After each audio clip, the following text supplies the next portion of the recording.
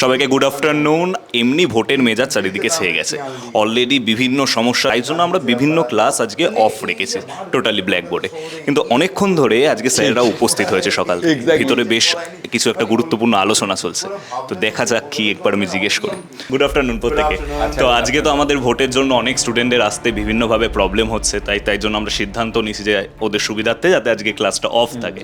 তো আপনাদের আমি অনেকক্ষণ ধরে দেখছি বেশ গুরুতর একটা আলোচনা চলছে, তো আমি একটু জানতে পারি কি বিষয় সেটা। আমরা যখনই ছুটি পাই আমাদের এক গলা অবধি কাজ। রাইট। তো আমাদের জন্য তো কোনো ছুটি নেই। হ্যাঁ, তো আমাদের মোটামুটি প্ল্যানগুলো সেট করছিলাম। অ্যাকচুয়ালি 3 তারিখে নিট আছে। একদমই সঠিক, মানে আমরা এর আগেও একটা ভিডিও আমাদের তরফ থেকে গেছে, সাহিত্য স্যারও জানিয়েছেন, এবং আপনার তরফ থেকেও যদি কিছু ওদের একদম না, এই যে নিট পরীক্ষা আমরা 2 বছর ধরে বাচ্চাগুলোকে পড়িয়েছি, এবং বাচ্চাগুলো বেশ ভালো পারফর্ম করবে আমি একদম শিওর। আমার মনে হয় আবার বেশ কিছু বেঙ্গল টপার্স আমরা নিটের এবছরের নিটে দেখতে পাবো। Lot of wishes to Anirudh, আরও প্রচুর বাচ্চা আছে, প্রিয়া, প্রচুর জন পাবে। কিন্তু আমার পার্সোনালি যেটা মনে হচ্ছে, সাহিত্য যেটা আমাকে বলছিল যে দেখ অলরেডি যারা মানে পাবে না ধরে নিচ্ছে, বা এই 11-12 জার্নিটা তো খুব ডিফিকাল্ট জার্নি। মানে এই স্কুল করা, তারপর মানে রেগুলার স্কুলের ঝামেলা মেটানো, বোর্ডের ঝামেলা মেটানো, প্র্যাকটিক্যাল ক্লাস, একদম সব মিলিয়ে রিপিটার এর জন্য অলরেডি প্রচুর ফোন আসছে। ঠিক। তো আমাদের রিপিটার ব্যাচটা নিয়ে আমরা এবার আলোচনা করছি, এবং যেটা আমার পার্সোনালি মনে হচ্ছে যে এবছর নিট যারা বেরোচ্ছিল তাদের আর একটু যদি আমি যত্ন করতে পারতাম, মানে তাহলে আরো একটু বেটার হতো। কিন্তু মানে আমার এই স্টিপুলেটেড টাইমের মধ্যে অ্যাকচুয়ালি কি হয়, আমি পিওরলি 11-12টা পড়াই। এই জাস্ট 12 বেরোচ্ছে, নতুন 11 ঢুকে যাচ্ছে। এবার ইনস্টিটিউশনাল স্বার্থে হয়তো কোথাও বাচ্চাদের স্বার্থটা একটু হলেও কম্প্রোমাইজ হয়ে যাচ্ছে। ওই জন্য একদম নিট রিপিটারের ক্ষেত্রে যে দায়িত্বটা থাকে, সেই দায়িত্বটা আমি এবার নতুন এতগুলো আমাদের ফ্যাকাল্টি নতুন এসছে।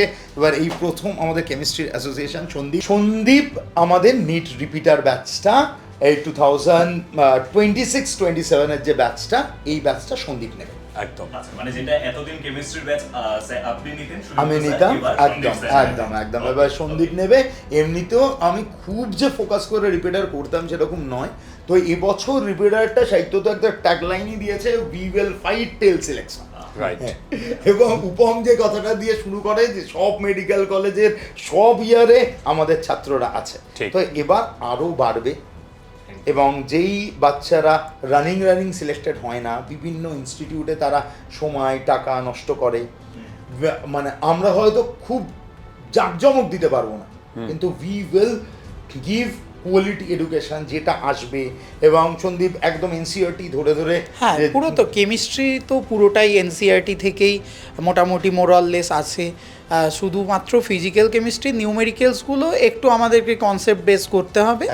কিন্তু এই যে এত ভুল মানে পড়ানো, এক্সট্রা পড়ানো ভীষণ বাজে একটা ব্যাপার। এনসিইআরটি ইনঅর্গানিক পার্টটা তো পুরোটাই তুমি তো জানোই, পুরোটা এনসিইআরটি থেকে আসে। এবং এবছরও যারা নিট অ্যাসপিরেন্ট, আমি বারবার বলছি, লাস্ট টাইমও এনসিইআরটি যত বক্স আছে, হ্যাঁ এক্স্যাক্টলি, সব বক্স কিন্তু ইনটেক্স কোশ্চেনগুলো ডেটাবেস কোশ্চেনের উপর বারবার কাজ করবি। দেখো, কেমিস্ট্রিতে সন্দীপের থেকে ভালো রিপিটারের জন্য কেউ কলকাতা শহরে হতে পারে আমি এটা বিশ্বাস করি না।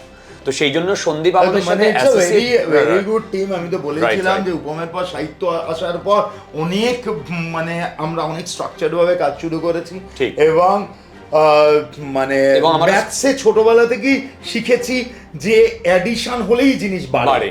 রাইট, এবং সেটা স্টুডেন্টদেরও বেনিফিট হচ্ছে। আমরা আরো অনেক বেটার পারফর্ম করছি, স্টুডেন্টদের অনেক বেশি জিনিসপত্র দিচ্ছি, এবং ওদের রেজাল্টটাও এক্সপোনেনশিয়ালি আমরা দেখতে পাবো বেটার। এবং মানে আমাদের সবার একটা খারাপ লাগা উচিত যে কলকাতা শহর থেকে আমরা কেন প্রোডিউস করতে পারছি। ঠিক তাই। আর যেহেতু এটা রিপিটার্স ব্যাচ, ওদের একটা প্যানিকও থাকে, প্রথম বছর পেলাম না, মন খারাপের ব্যাপার থাকে। তো সেইগুলোকে কাটিয়ে ওঠার জন্য আমাদেরকেও মেন্টালিও সাপোর্ট করতে হবে। সন্দীপ নয়, আমি প্রচুর ক্লাস নেবো, এবং সন্দীপ তো একদম লড়বেই, আমিও স্পেশাল প্রচুর ক্লাস নেবো। আমরা সবাই মিলে একসাথে লড়াই করব, ব্যাচটাকে যত্ন করে তৈরি করব। এবং ব্যাচের নাম দিয়েছি স্টেথোস্কোপ। ঠিক আছে, ব্যাচের নাম স্টেথোস্কোপ। সুতরাং বাচ্চার গলায় স্টেথোস্কোপ পড়াতেই হবে। আচ্ছা, এই ব্যাচের বিষয় বাকি জনের ফি স্ট্রাকচার কি হবে না হবে এটা সবাই জানবে কি করে? এক্স্যাক্টলি, ডেট, টাইমিং সব কিছু আমরা এক্ষুনি শুট করে দিয়ে দেবো। আমরা ডিজিটাল মার্কেটিংও করি না, ফেসবুকও আমাদের একদম যেরকম তাই। নেই, তো ওই ইউটিউবে যে কটা মানুষ দেখতে পায় আর কি, তারা যত ফরওয়ার্ড করবে। আমাদের পুরনো ছাত্রছাত্রীরা মানে এত বাচ্চা ডাক্তার হয়েছে, যারা chance ও already করছে। একদম ওরও প্রচুর বাচ্চা ডাক্তার হয়েছে, আমার প্রচুর বাচ্চা এমসি আছে, ঠিক।